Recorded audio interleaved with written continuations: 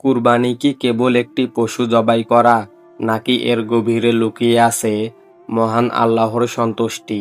অথচ আমাদের ছোট একটি ভুলের কারণে এই বিশাল ইবাদতটি কবুল নাও হতে পারে। আজকের ভিডিওতে আমরা জানব কুরবানির এমন 5টি গুরুত্বপূর্ণ মাসআলা যা না জানলে আপনার কোরবানি বিফলে যেতে পারে। 5 নাম্বার পয়েন্টটি সবচেয়ে গুরুত্বপূর্ণ, তাই শেষ পর্যন্ত সাথে থাকুন।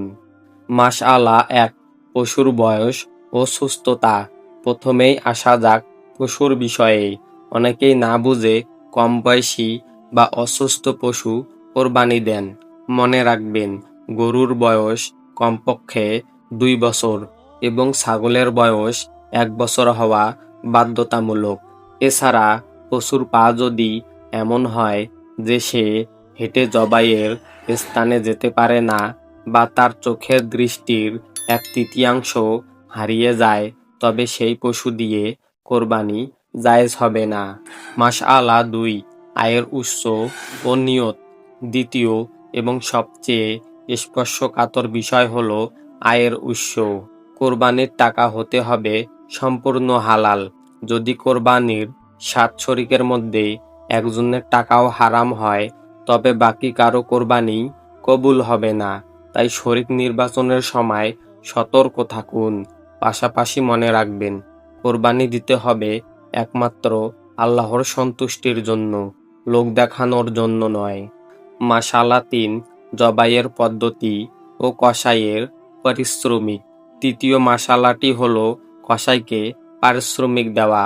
অনেক সময় আমরা কসাইকে পারিশ্রমিক হিসাবে পশুর গোশত বা চামড়া দিয়ে দেই।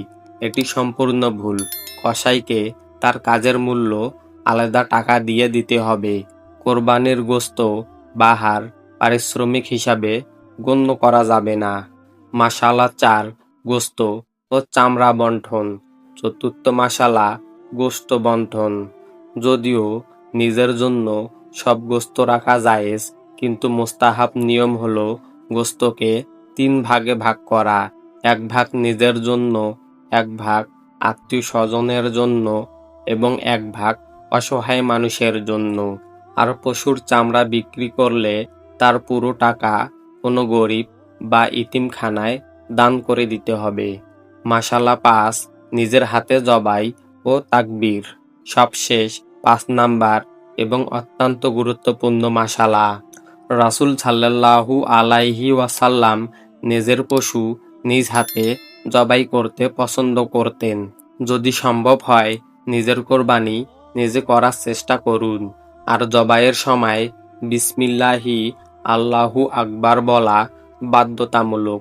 যদি কেউ ইচ্ছা করে এটি না বলে, তবে সেই পশুর গোশত খাওয়া হারাম হয়ে যাবে। আল্লাহ আমাদের সবার কুরবানি কবুল করুন। এই 5টি মাসআলার মধ্যে কোনটি আপনি আগে জানতেন না? কমেন্টে অবশ্যই জানান। আর ভিডিওটি শেয়ার করে অন্য ভাইদের এই ভুলগুলো থেকে সতর্ক করুন। ভয়েস অফ দ্বীনের সাথেই থাকুন। আসসালামু আলাইকুম ওয়া রাহমাতুল্লাহি ওয়া বারাকাতুহু।